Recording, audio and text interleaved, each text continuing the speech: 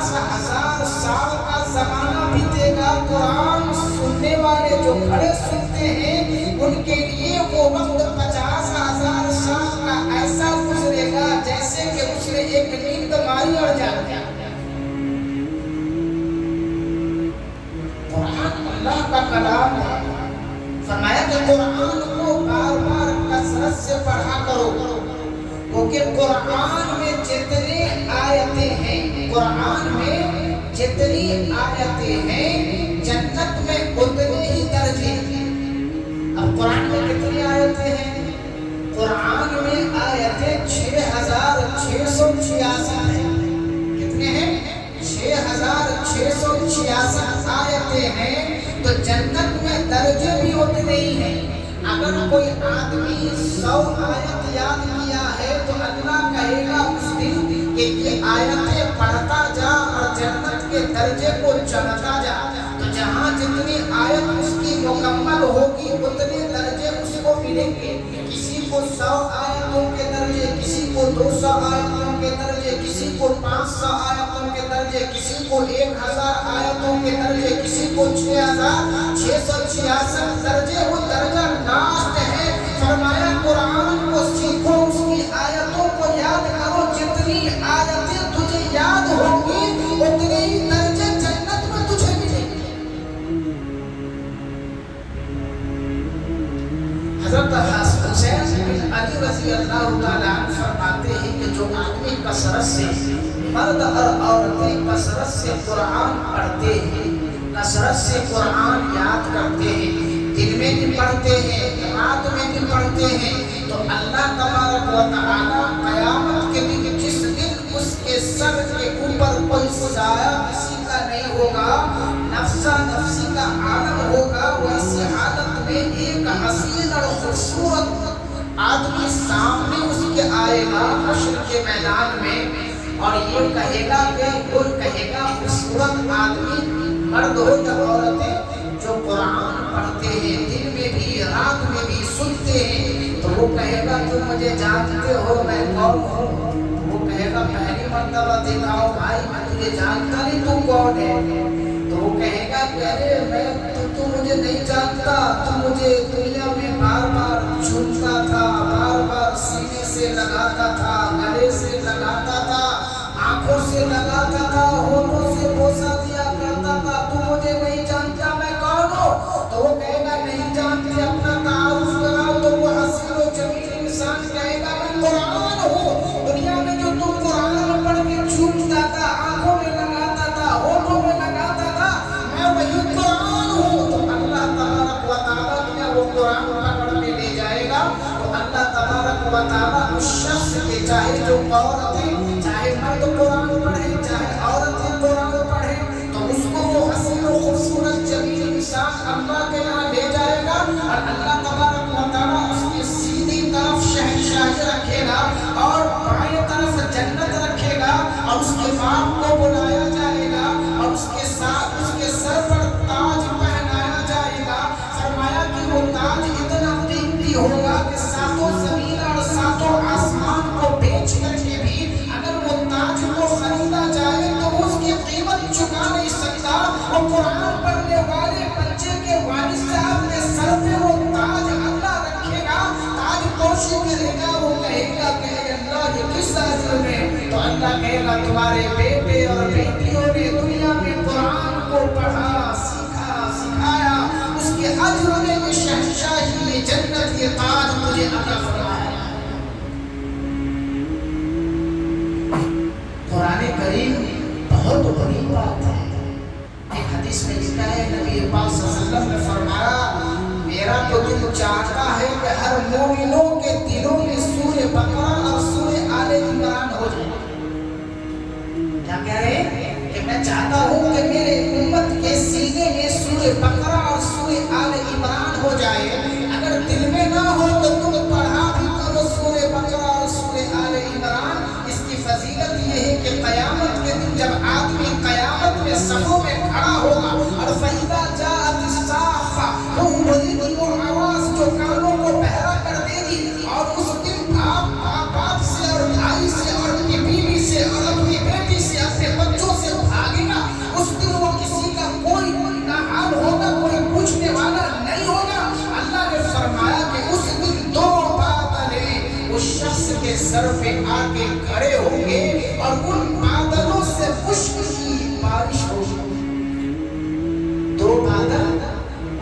Sir पे आके खड़े होंगे और वो बादल से मुश्क की बरसात होगी उस शख्स पे, तो ये कहेगा या अल्लाह ये बादल कहाँ से आया, ये मुश्क की बरसात कैसे हुई। तो बादल से आवाज आएगी तू जानता नहीं मैं कौन हूँ। वो कहेगा मैं नहीं जानता है बादल हो, तुम कौन हो। वो बादल कहेगा अरे बेवकूफ नहीं जानता, मैं तो सूरह बकरा और सूरह आले इमरान हूँ जिसको तू दुनिया में पढ़ता था। मैं सूरह बकरा सूरह आले इमरान हूँ जिसको तू दुनिया में पढ़ता था। आज खौफ न कर, साया बन के हूँ, साया बन के रहूंगा, साया बन के हूँ, साया बन के रहूंगा। जब तक के तेरी मग़फ़िरत ना हो जाए तुझे नहीं छोड़ूंगा। सुभान अल्लाह। सूरह बकरा सूरह आले इमरान आप पढ़िए, अपनी बीवियों को हुक्म दीजिए, बच्चों को हुक्म दीजिए, बच्चियों को हुक्म दीजिए, बहुओं को हुक्म दीजिए, घर के लोगों को अफराद को हुक्म दीजिए सूरह आले इमरान सूरह बकरा पढ़िए। इस्लाम की सबसे पहली हिजरत हबशा, सब जानते हैं, हमारे जमात के हवाब तबलीग साहब सब जानते हैं हबशा। तो जब ये पहली हिजरत मक्का से जब हबशा हुई तो उसके जो काफिले के रहबर थे वो हजरत उस्मान गनी रज़ी अल्लाह तआला थे। तो हबशा पहुंच गए काफिला लेकर। तो हबशा का बादशाह नज्जाशी था, वो ईसाई था। तो ये जब हबशा में रहने लगे तो मक्का वालों को जब ये बात मालूम हुई कि उस्मान काफिले को लेकर के हबशा चले गए हैं और उनके साथ में रसूलुल्लाह के चचा के बेटे जाफर तैयार भी हैं, तो इसने वफ्द भेजा। और वफ्द ये भेजा हबशा के बादशाह को कि ऐ बादशाह, हमारे इलाके से चंद बेवकूफ लोग तेरे मुल्क में आके पनाह ले लिए हैं। हमारे मुल्क में भी इन्होंने अमन को गारत कर दिया था, अब तेरे मुल्क में आए हैं वहाँ भी अमन को गारत कर देंगे, लिहाजा इनको ज़लील करके मक्का भेज दे। वो वफ्द आया, बादशाह से कहा। तो बादशाह ने उन लोगों को बुलाया जो आकर के रह गए थे हज़रत उस्मान गनी और उनकी जमात। तो उसके साथ जाफर तैयार रज़ी अल्लाह तआला अन्हु थे, जिनको जाफर बिन तालिब रज़ी अल्लाह तआला। तो बादशाह ने कहा कि भाई ये वफ्द आया है मक्का से और ये कह रहे हैं कि तुमने उनके मुल्क में अमन को गारत कर दिया था, इसलिए अब तुम मेरे मुल्क में आए हो यहाँ भी अमन गारत कर दोगे। वजह क्या है? तो हजरत जाफर तैयार आगे बढ़े। हजरत जाफर तैयार ने कहा ऐ बादशाह बात वो नहीं है, ऐ बादशाह बात ये है कि उन्होंने जो तकरीर की है और से सुनना, ये तकरीर सबके लिए काम की चीज़ है। ये एक ऐसी तकरीर है कि इंसान में मुल्क की काया पलट के रख देगा। हजरत जाफर तैयार ने जो तकरीर की वो अरबी में है, जिसका हम तर्जुमा आपको बता देते हैं। सीरत इब्न हशाम ने अपनी किताब में लिखा है कि जाफर तैयार बादशाह के सामने उसके तख्त के पास खड़े हुए और आपने तकरीर फरमाई, ऐ बादशाह हम जहालत में मुब्तला थे, बुतों को पूजा करते थे, हमारे अंदर मेहमानदारी और सच्चा और हमारे अंदर एक दूसरे के साथ भलाई करने का कोई मांगता नहीं था। हम चोरी किया करते थे, हम डाका डाला करते थे, हम ज़िना करते थे, हम शराब पीते थे, दोस्तों को धोखा दिया करते थे और हमारे अंदर औरतों की कोई इज्जत नहीं थी। बस ऐसे हालत में अल्लाह ने हम में से एक बुजुर्ग को मबूस किया जिसके हसब व नसब और सच्चाई और दयानतदारी और तकवा से हम खूब वाकिफ थे। तो उन्होंने कहा हमको कि अल्लाह की इबादत करो, एक अल्लाह की इबादत करो, उसके अलावा किसी दूसरे को शरीक न ठहराओ। उन्होंने कहा झूठ ना बोलो, उन्होंने कहा सच बोलो, उन्होंने कहा सूद न खाओ, उन्होंने कहा दूसरे को धोखा न दो, उन्होंने कहा अपनी औरतों की इज्जत करो, उन्होंने कहा कि तुम अपने बड़ों की इज्जत करो, उन्होंने कहा कि तुम किसी भी आदमी कोई अगर अमानत तुमको दे दे तो उसमें खयानत न करो। उन्होंने लकड़ी की पूजा से और मिट्टी की मूर्तों की पूजा से उन्होंने रोका। तो बादशाह जब उन्होंने ये सारी चीजें हमको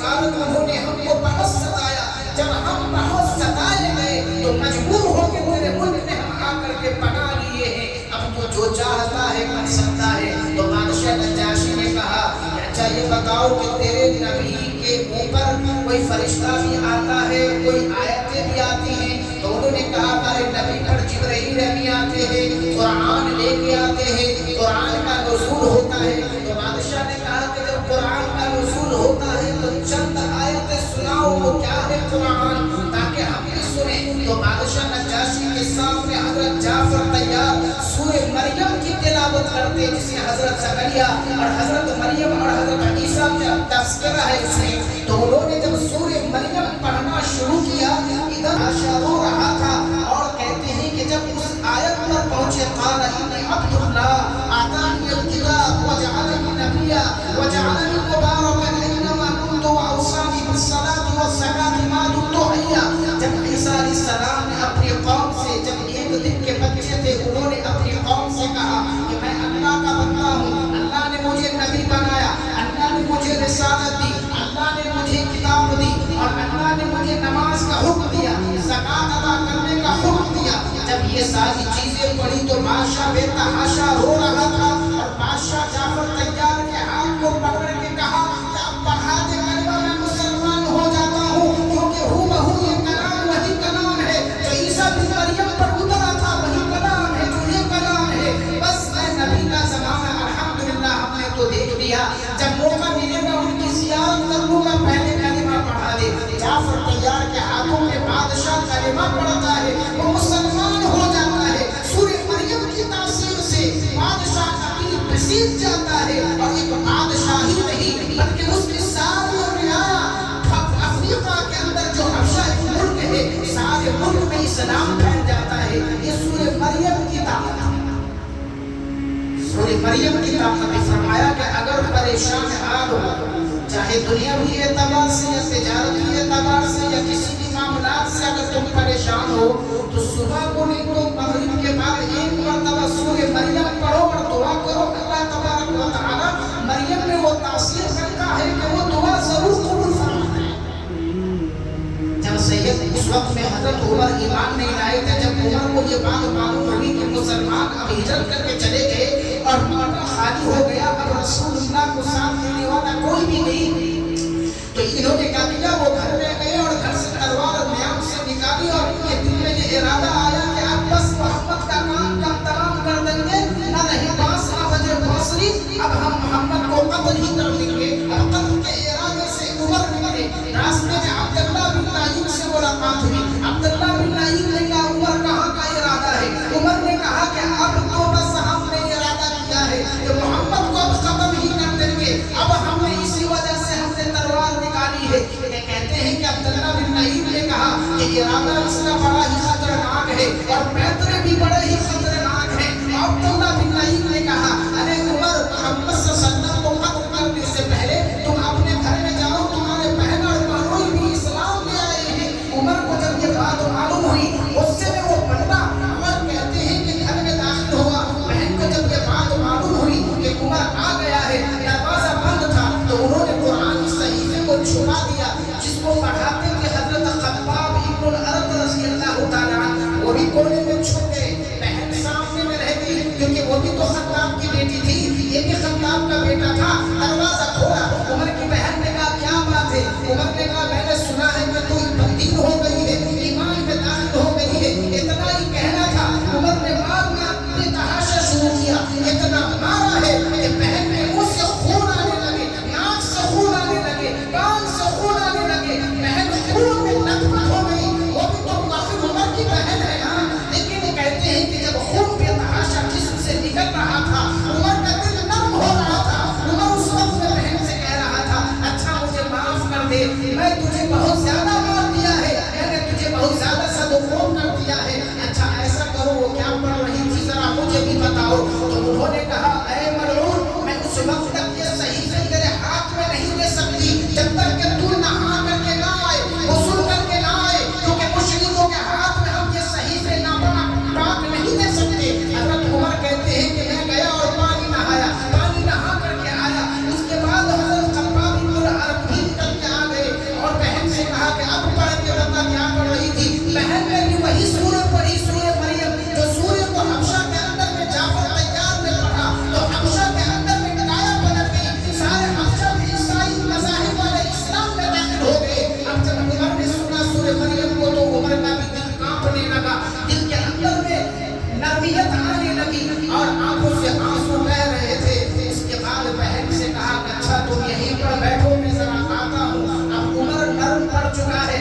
عمر وہاں سے لیکن ہاتھ میں تلوار ننگی ہے لے کر کے جا رہا ہے. عمر دیکھا کہ سیدنا ابو بکر ایک جگہ بیٹھے ہیں, رسول اللہ سامنے ہی میں بیٹھے ہیں. اب کسی نے کہہ دیا کہ عمر ننگی تلوار لے کر کے آ رہا ہے. کہا اللہ کے نبی اب کیا ہوگا؟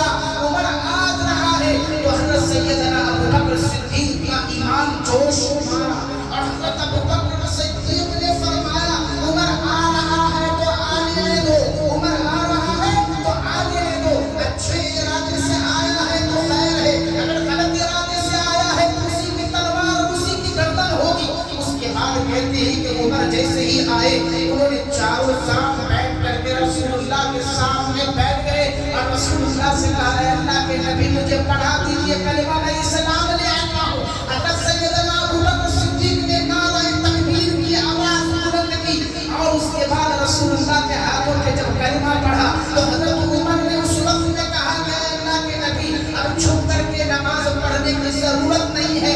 عمر جب تک کہ مخالف تھا چھپ کے نماز پڑھتے تھے, اب مخالف نہیں, عمر اسلام میں آ گیا ہے. اب علی اعلان آپ کو نماز پڑھنی ہوگی, گھر میں بھی اور گھر سے باہر بھی, خانہ کعبہ میں بھی. اللہ کے نبی نے فرمایا کہ جزائے خیر دے اللہ عمر کو کہ جب عمر اسلام میں آیا تو اسلام کو طاقت ملی. اسلام جب وہ لایا تو وہ لوگ نماز پڑھنے لگے, بیت اللہ میں بھی نماز پڑھنے لگے. اس کے بعد حضرت عمر نے کہا کہ جا کے ابو لہب سے کہہ دے, ابو جہل بن ہشام سے کہہ دے اور بنو امیہ سے کہہ دے اور ان لوگوں سے جا کے کہہ دے عمر اسلام لے آیا ہے. جس کو جو کرنا ہے کر لے, پہلے عمر بعد میں رسول.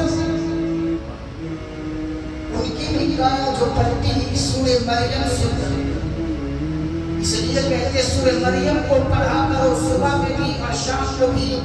سورہ مریم کی بہت بڑی فضیلت ہے. جو سے پریشانیوں میں ہو سورہ مریم پڑھو اور اس کے لیے دعائیں کرو. لیکن آج ہم لوگوں کا کیا حال ہے؟ آج ہم لوگوں کا حال یہ ہے کہ قرآن سننا تو دور کی بات ہے, قرآن پڑھنا تو دور کی بات ہے, ہمارے دل میں بھی اس کے خیال نہیں آتے. آج معاشرے کے اندر میں وہ بگاڑ پیدا ہو گیا کہ الحمدللہ آج دور دور تک کوئی بھی آدمی بڑا ہو یا چھوٹا یہ اس حساب سے نظر نہیں آتا کہ الحمدللہ کسی کے ہاتھ میں قرآن ہوتا اور وہ قرآن پڑھتا. آج الحمدللہ ہر چھوٹے بچے بڑے بچے جو بگڑ رہے ہیں ان کے ہاتھوں میں قرآن کی جگہ کیا نظر آ رہا ہے؟ آج ان بچوں کے ہاتھوں میں قرآن کی جگہ نشے کی باٹلیں نظر آ رہی ہیں. قرآن کی جگہ نشے کی باٹل آ رہی ہے. اور وہ کیا نشے کی چیزیں ہوتی ہیں؟ افیون اور وہ ڈرگس, وہ ساری چیزوں کو نوجوان چھوٹی عمر کا بچہ جس عمر میں قرآن کو سیکھنا چاہیے, قرآن کو پڑھنا چاہیے, اسلام کو سیکھنا چاہیے. آج 99% مسلمانوں کے بچے بگڑتے چلے گئے. خدا کی مدد کیسے آئے گی؟ ہماری نسل تباہ ہو رہی. چھوٹے چھوٹے رسول اللہ کے زمانے کے بچے گلیوں میں ترانہ پڑھتے اور جب وہ ترانہ اسلام کا پڑھتے تو فرشتے آسمان سے جھانک کے دیکھتے کون پڑھ رہا ہے. وہ مدینہ کے گلیوں میں انصار صحابہ کے بچے ترانہ پڑھتے, رسول اللہ پر وظیفے پڑھتے تو آسمان کے فرشتے جھانک کے دیکھتے ماشاءاللہ مدینہ میں رسول کی گلی میں انصار کے بچے ترانہ پڑھ رہے ہیں. آج ہماری جو حالت ہے, ہمارے بچوں کو دیکھ کے آسمان کے فرشتے جھانک کے دیکھیں گے تو کیا بولیں گے؟ ہماری حالت کو دیکھ کے کیا بولیں گے؟ استغفر اللہ, استغفر اللہ ہی نہ بولیں گے, استغفر اللہ بولا. بچے کہاں تک جا رہے ہیں؟ جی میسور کا بھی حال وہی ہے, بنگلور کا بھی حال وہی ہے. جہاں بھی دیکھو مسلمانوں کے بچوں کو کیا ہو گیا, کیوں بگڑ گئے؟ نیند آنے کے لیے ڈرگس استعمال کرتے ہیں. پہلے لوگ کیا کرتے تھے, نیند نہیں آتی تو نماز 2 رکعت پڑھتے, 1 رکوع قرآن پڑھتے, نیند آ جاتا. آج نیند آنے کے لیے 200 روپے کا ڈرگس چاہیے. وہ ڈرگس کو لے کر کے کیا کرتے ہیں, منہ میں رکھتے ہیں کہ ناک میں, کیا بولا بڑی لوگوں کو معلوم ہوگا, وہ منہ میں رکھتے ہیں کہ ناک میں رکھتے ہیں. وہ لینے کے بعد وہ نشے میں آتے ہیں اور وہ نشے میں آنے کے بعد وہ چلا جاتا ہے کوما میں اور وہ جو کوما میں جب چلا جاتا ہے ڈپریشن میں تو کیا ہوتا ہے؟ اب اس کی عقل چلی گئی، اور جب عقل چلی جائے گی تو کیا ہوگا؟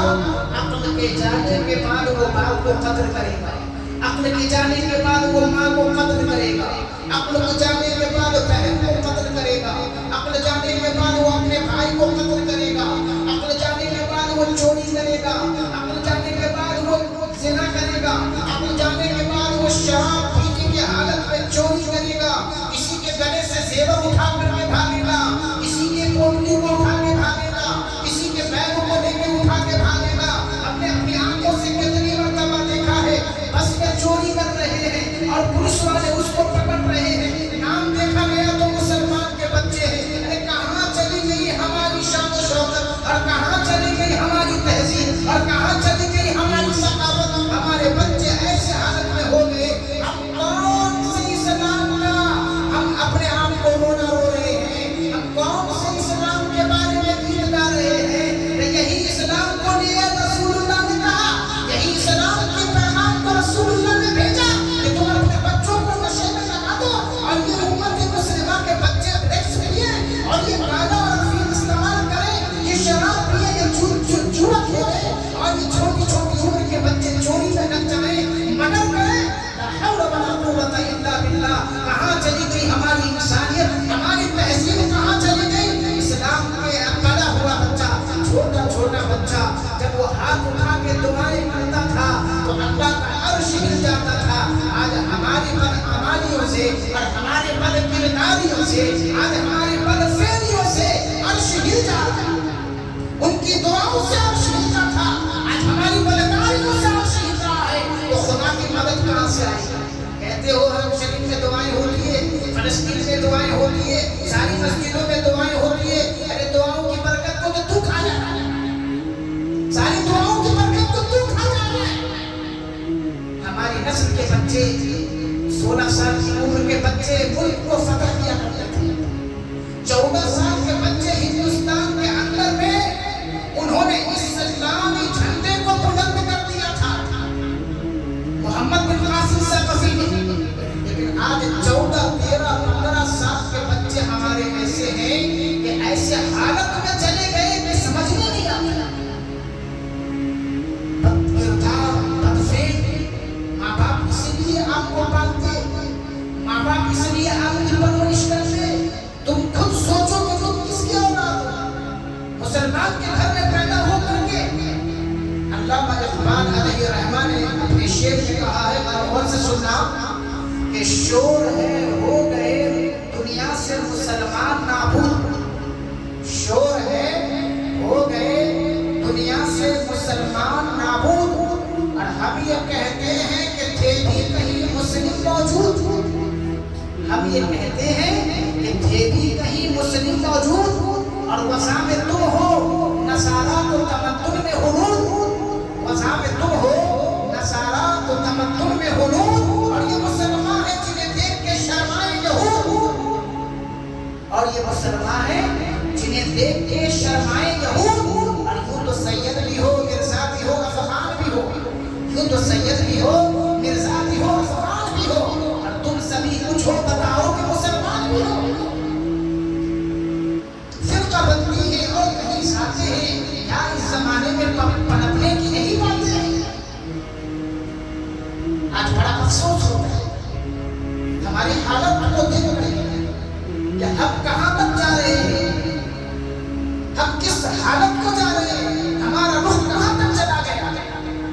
بہت افسوس کی بات ہے، اللہ تمام خیر کے فیصلے فرمائے، لیکن افسوس اس بات پر بھی ہے کہ یہ چھوٹے بچے 10 سال کے، 12 سال کے، 13 سال کے، 14 سال کے، 15 سال کے، 20 سال کے، آپ آج اپنی عقل کو نہیں سنبھالو گے، اپنی عقل اور دماغ کو نہیں کھولو گے، اپنے اندر اگر آپ اپنی صلاحیت اور اسلامی فلاح و بہبود کو نہیں رکھو گے تو وقت بہت ہی نزدیک اور قریب ہے کہ مسل دیے جاؤ گے، اور مسلنے کے واسطے ساری تحریکیں جنم لے چکی ہیں، اور ایسی جنم لے لی ہے کہ وہ ہم کو مسلنے آئیں گے اس وقت میں جب کہ تم نشے کی حالت میں ہو، وہ ہم کو کاٹتے جائیں گے، ہمارے سامنے ہماری ماں کو کاٹا جائے گا، ہم نشے کی حالت میں ہوں گے، ہمارے باپ کا منر ہوگا ہم نشے کی حالت میں ہوں گے، ہمارے گھر میں گھس کر کے آگ لگائی جائے گی ہم نشے کی حالت میں ہوں گے، ہماری حالت وہی ہوگی۔ کہاں سے قرآن کا ثواب اور قرآن کا خیر کہاں تک پہنچے گا جب تم پڑھو گے؟ قرآن پڑھو گے تو خیر پہنچے گا، قرآن سے دور رہو گے تو کہاں سے خیر پہنچے گا؟ اللہ ہم سب کی حفاظت فرمائے اور ہم سب کو نیک عمل کی توفیق عطا فرمائے۔ رسول اللہ صلی اللہ علیہ وسلم نے جو پودا لگایا اسلام کا، آپ نے قربانیاں دی، صحابہ نے قربانیاں دی، کبھی بدر میں قربانیاں ہیں، کبھی احد میں قربانیاں ہیں، کبھی میدان کربلا میں قربانیاں ہیں، کبھی حنین میں قربانیاں ہیں، نہ جانے کہاں صحابہ کی قربانیاں ہیں۔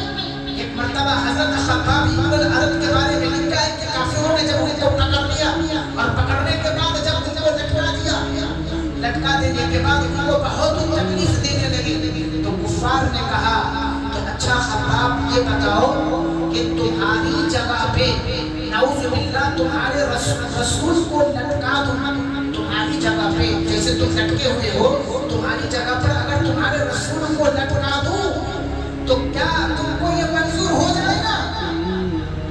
انہوں نے ایک شعر پڑھا عربی میں، بہت عجیب شعر ہے، امام بخاری نے اس کو نقل کیا ہے۔ انہوں نے جب یہ لفظ کہا کفار نے کہ تیری جگہ پر تیرے رسول کو لٹکا دوں تو کیسا ہوگا، تجھے منظور ہے؟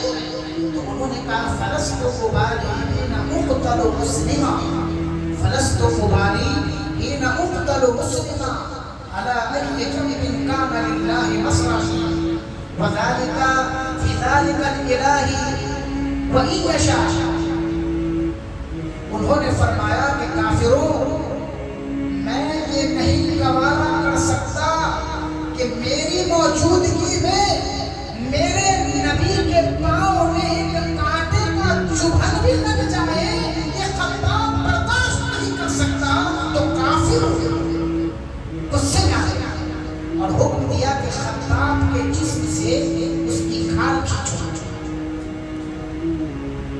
حضرت خبیب تو کہا خبیب کے جسم سے ان کی کھال کھینچو۔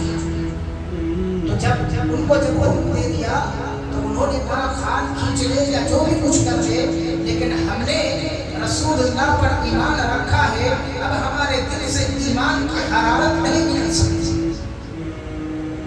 یہ ان کا کام تھا، یہ ان کی قربانیاں تھیں۔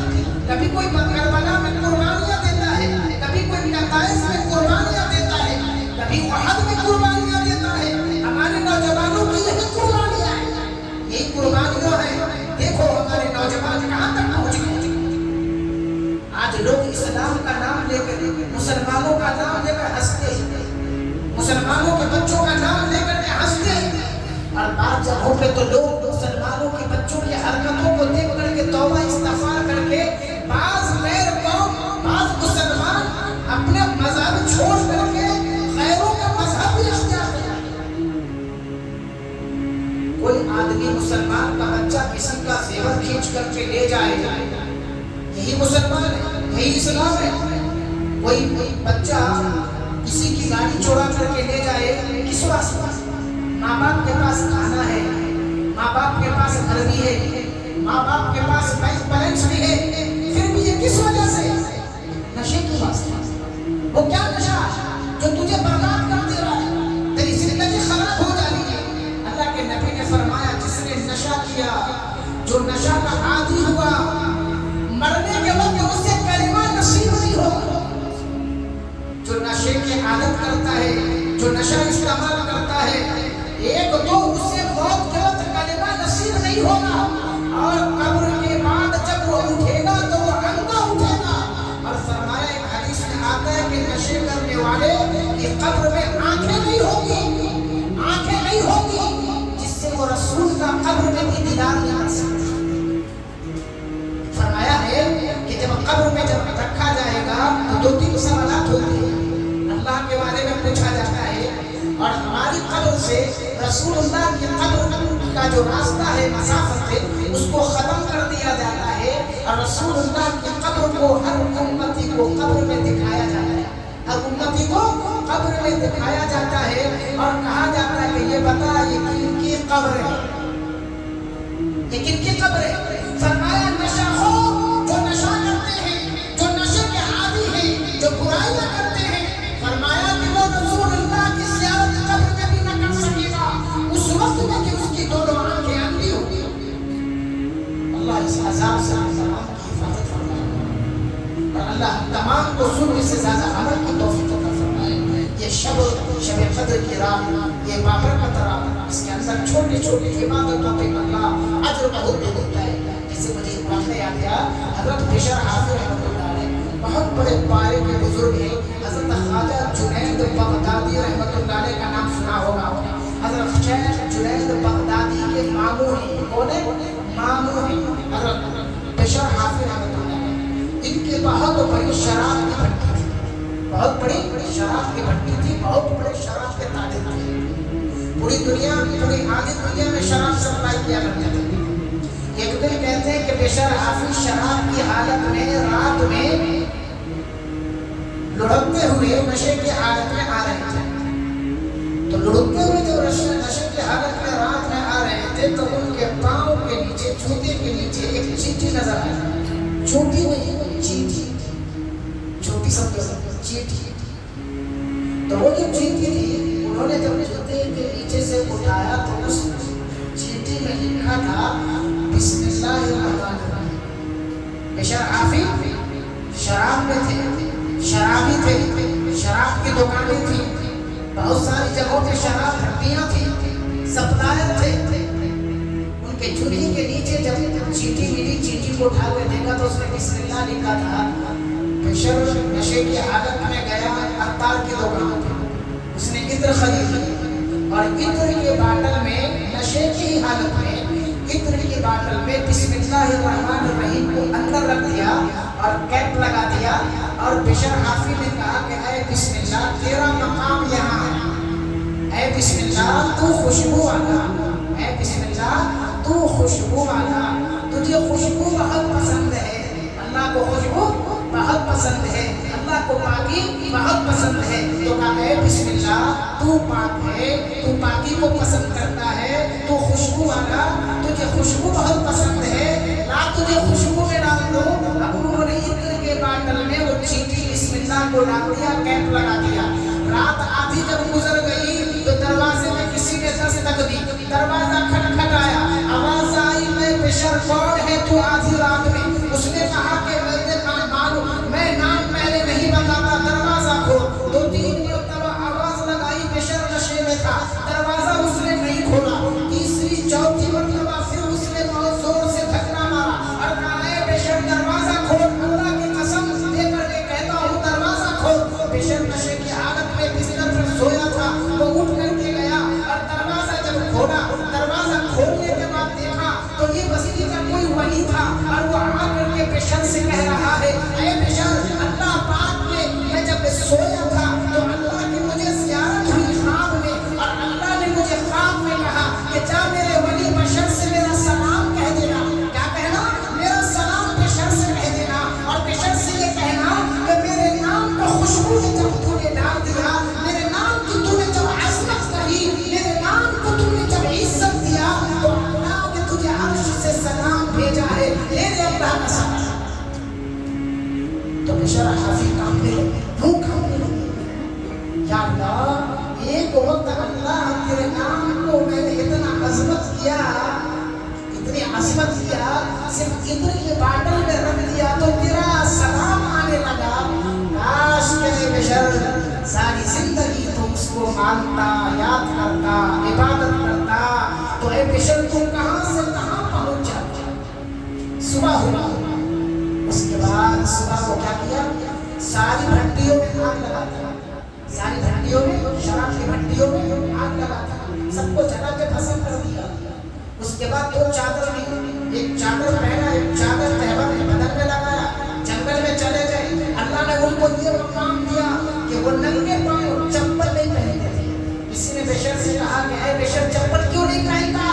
تو کہا کہ جس وقت میں خدا کا نام میرے پاؤں کے نیچے آیا اس وقت میں جوتا پہن کر کے تھا، اب میں نے ارادہ کیا قسم خدا کی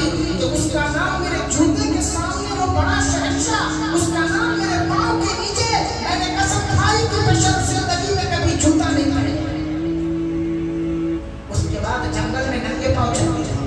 اللہ نے وہ مقام دیا, وہ مقام عطا فرمایا کہ جب وہ ننگے پاؤں جنگل میں جب چلتے تھے تو اللہ جنگل کے جانوروں کو ہدایت دی اور کہا اے جنگل کے جانوروں, اے درندوں, اے پرندوں, جس جنگل میں میرا پریشر رہتا ہے اور جس جگہ پہ پریشر میرا چلتا ہے اس جگہ پہ پخانا پیشاب نہ کرنا, کیونکہ پریشر وضو کی حالت میں ننگے پاؤں چلتا ہے.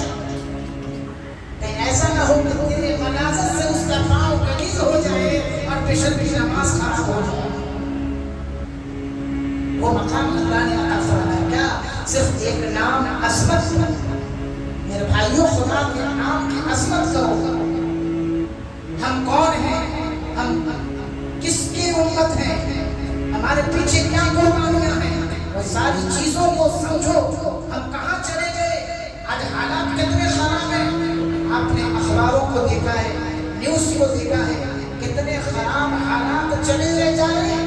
جتنے بھی کرائم 90% ہندوستان کے اندر میں اخباروں میں نوٹ کیے جا رہے ہیں, سارے کرائموں میں 90% مسلم کے بچے. شرم آتی ہے, افسوس ہوتا ہے. ہم بازو کے بہت سارے خیر قوم رہتے ہیں, وہ کہتے ہیں کیا تمہارے مسلمان میں اتنے غلیظ بچے لوگ ہیں, اتنے غلیظ لوگ ہیں, کیا ان کے ہاتھ پاؤں نہیں, کیا کما نہیں سکتے, کیا یہ نشے کی چیزیں استعمال کرتے, کیا یہ برائی وغیرہ, کیا یہ چوری ہے, کیا یہ مرڈر, کیا یہ سب بولتے رہتے ہیں. میں بولا بھائی ایسی کوئی بات نہیں ہے, تم کو جو میسج ہے وہ غلط پہنچا ہے. میڈیا والے تم کو میسج غلط پہنچاتے ہیں, جو غلط ہوتے ہیں. ہزاروں میں لاکھوں میں کوئی ایک کو دکھاتا ہے میڈیا, باقی اچھے لوگوں کو تم کو نہیں دکھاتے. یہ بولنے میں سیڈ ہو جاتا ہوں, بعد میں افسوس بھی ہوتا ہے, ہائے میری قوم کے لوگوں, یہ کیا ہو گیا. تمہاری عادتوں سے ماں باپ ناراض ہیں, ماں باپ روتے ہیں, گڑگڑاتے ہیں. کس کے سامنے شکایت کریں, میرا بیٹا نشہ خور ہے, میرا بیٹا یہ کر رہا ہے, میرا بیٹا وہ کر رہا ہے. کس کے سامنے بولے, ارے پیدا کر کے تم کو اس لیے کیا تھا کہ تم اس حالت میں آ جاؤ. ماں باپ نے تیری پرورش کی تھی, تم کو پالا پوسا تھا تاکہ تم صحیح لائق بن جاؤ, تم ان کے ہاتھ پکڑنے والے بن جاؤ. تم کسی جگہ پر جاؤ تو لوگ تعریف کریں کہ آپ فلاں کا بیٹا ہے, ماشاءاللہ بڑا تہذیب والا ہے. ایسا نہ ہو کہ تمہاری شکل کو دیکھ کر کے لوگ نفرت کریں. ہاں, ایسے ہی بچوں کو اس نے پیدا کیا, دیکھ لے رہی ہے, ایسے بچے پیدا کیے میسور میں, بنگلور میں. ان کی صورتوں کو دیکھ کر کے لوگ نفرت کرتے ہیں. اللہ ہم سب کی حفاظت فرمائے. اور یہ آخری جو اشرے میں ہم چل رہے ہیں, اللہ تبارک و تعالیٰ تمام کو ان راتوں میں خوب عبادت کرنے اور خوب اللہ کی تلاوت کرنے, اللہ کے کلام کی تلاوت کرنے, رونے گڑگڑانے, ذکر و اذکار کرنے کی ہم تمام کو توفیق عطا فرما. یہ رات کو ایسے جانے نہ دینا. وقت ملے تہجد پڑھو, وقت ملے قرآن کریم کی تلاوت کیجیے, وقت ملے ذکر و اذکار کیجیے, وقت ملے صلاۃ التسبیح پڑھیے. صلاۃ التسبیح کی 4 رکعت نماز نفل ہوتی ہے. اللہ کے نبی نے فرمایا کہ صلاۃ التسبیح کو پڑھا کرو, چاہے روزانہ پڑھو, چاہے ہفتے میں 1 مرتبہ پڑھو, چاہے مہینے میں 1 بار پڑھو, چاہے سال میں 1 بار پڑھو, یا زندگی میں 1 بار پڑھو, کیونکہ یہ صلاۃ التسبیح یہ صلاۃ المغفرہ ہے. کیا ہے صلاۃ التسبیح؟ صلاۃ المغفرہ ہے, یہ تمہاری مغفرت ہے. قبر میں جب جاؤ گے تو یہ صلاۃ التسبیح ہے نا تمہارے لیے, تمہارے جسم پہ لپٹ جائے گی. اور جب تک کہ تمہاری مغفرت نہ کر دے صلاۃ التسبیح تم کو نہیں چھوڑی. تو اس کا طریقہ آپ لوگوں کو تو شاید معلوم ہو یا بھول ہو. صلاۃ التسبیح جو نماز ہے 4 رکعت نماز, اور وہ 4 رکعت نماز آپ جو پڑھیں گے تو 4 رکعت نماز نفل کے لیے مانگ لیں. ذرا میری طرف دیکھ لیں, صلاۃ التسبیح سب پڑھو جی. آج بریانی کھا کے صرف آ گئے, ہماری بہنوں نے بریانی بنا دیا, کھا کر کے آ گئے, نماز نہیں پڑھو گے. صرف بریانی کھانے والے مسلمان آج صلاۃ التسبیح اور تہجد وغیرہ قرآن کی تلاوت کرو, ابھی بریانی کا حق ہوتا ہے. 4 رکعت نماز صلاۃ التسبیح کی نفل نیت مانگے, اور جب نیت مانگ لیں تو پہلے ثنا پڑھیں, پھر اعوذ باللہ بسم اللہ کے بعد سورہ فاتحہ پڑھیں, پھر بسم اللہ کے بعد کوئی سورہ پڑھیں, اس کے بعد 15 مرتبہ تیسرا کلمہ پڑھیں, سبحان اللہ والحمدللہ ولا الہ الا اللہ واللہ اکبر. اس کے بعد پھر آپ رکوع میں جائیں, رکوع کی تسبیح پڑھیں, پھر 10 مرتبہ پڑھیں. کتنے ہو گئے؟ 25. پھر رکوع سے جب کھڑے ہوں سمع اللہ لمن حمدہ بولیں, اس کے بعد 10 مرتبہ پڑھیں, تو کتنے ہو گئے؟ 35 ہو گئے. اس کے بعد پھر سجدے میں جائیں تو سجدے کی پہلے تسبیح پڑھیں, پھر اس کے بعد 10 مرتبہ وہ پڑھیں. کتنے ہو گئے؟ گنتے تو جاؤ. اور اور پھر پہلا سجدہ کر کے بیٹھ جاؤ 10 مرتبہ پڑھو، کتنے ہو گئے؟ اس کے بعد پھر دوسرے سجدے میں جاؤ، سجدے کی تسبیح پڑھ کے پھر 10 مرتبہ پڑھو، کتنے ہو گئے؟ 60 پڑھنا۔ پھر کھڑے ہونے سے پہلے بیٹھ جاؤ 10 مرتبہ پڑھ لو، کتنے ہو گئے؟ 70 پڑھنا۔ یہی طریقہ ہر رکعت میں کرو، اور یہی طریقے سے آپ چاروں رکعت کو پڑھو۔ لیکن التحیات جب آئے تو التحیات میں کیا کرنا؟ پہلے تسبیح پڑھ لو، بعد میں التحیات پڑھو۔ پہلے تسبیح 10 بار پڑھ لو، پھر التحیات یا اس کے بعد کی سورہ جو ہے درود شریف اور دعائے مغفورہ یہ پڑھو۔ اس طرح سے یہ طریقہ ہے۔ اللہ تبارک و تعالی ہم تمام کو سننے سے زیادہ عمل کی توفیق عطا فرمائے۔ وآخر دعوانا الحمدللہ رب العالمین۔ اور اس کے ساتھ میں جو کہ اب انشاءاللہ میں آپ سے کل رخصت ہو جاؤں گا، تو ہم آخر میں یہ بات کہتے ہیں